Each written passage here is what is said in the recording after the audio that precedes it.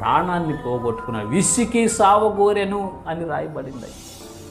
దెలీలా చేతిలో చిక్కి, ఆ ఓలలో చిక్కి ఆమెను మోహించి ఆమె ఇతని యొక్క బలాన్ని కనుగొనడానికి అనేక రకాలుగా వేధించినప్పుడు చివరికి సంసోని పరిస్థితి ఏమైందో తెలుసా? విసికి సావగోరెను అని రాయబడింది. న్యాయాధిపతుల గ్రంథం మీరు చదువుకున్న తర్వాత 13, 14, 15, 16 వచ్చిన అధ్యాయాల్లో ఉంటుంది. అది ఆయన హిస్టరీ బాగుంటుంది. శత్రువు పట్టుకోగానే కళ్ళు పీకేశారు సంసోని, పొడి చేశారండి కళ్ళు, తిరగలు విసిరించాడు. ఆ తర్వాత హేళన చేస్తూ ఉన్నారు. చివరిలో పశ్చాత్తాపడ్డాడు.